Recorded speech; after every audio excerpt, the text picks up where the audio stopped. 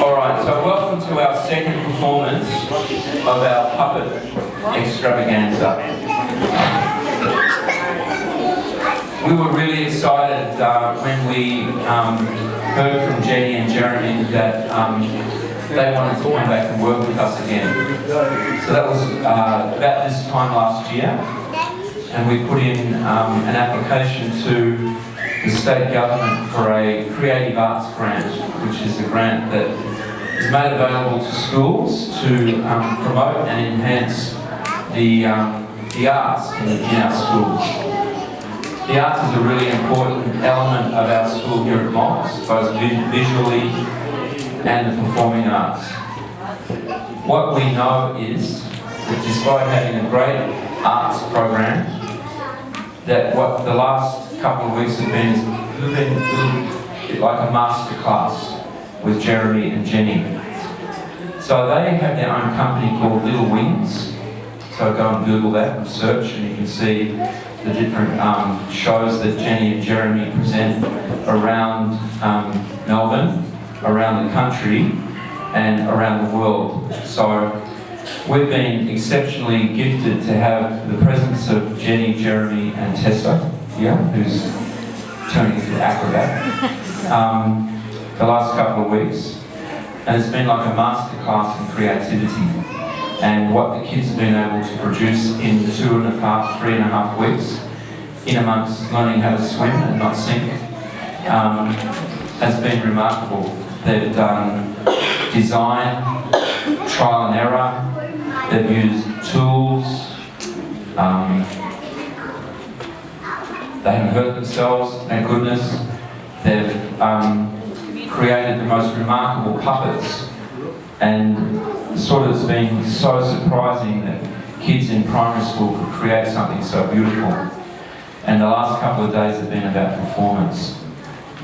So just before Jenny and Jeremy came to work with us this last month, they came from being invited over to Turkey to do part of a puppet festival there.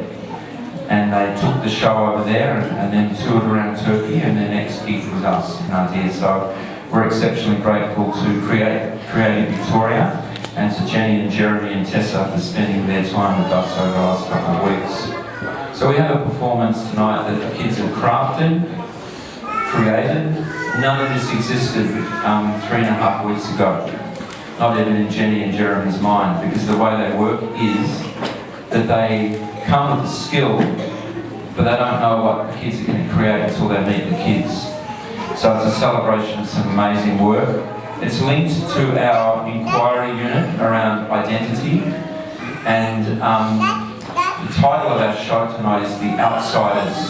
So the kids have been exploring sort of belonging and identity, and it's their sort of creative way of exploring what it means to be an insider in community or an outsider on the margins, and it's beautiful.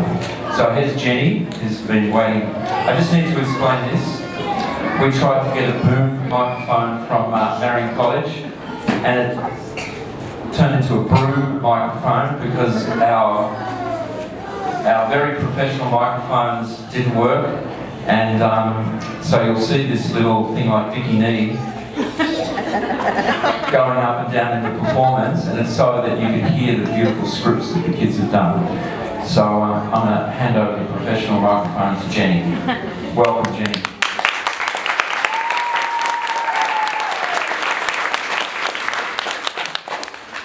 Thank you very much. So this style of puppetry originated in Japan. So in around the 1600s, there was this new style called Bunraku, where instead of hiding the puppeteers were visible behind the puppet.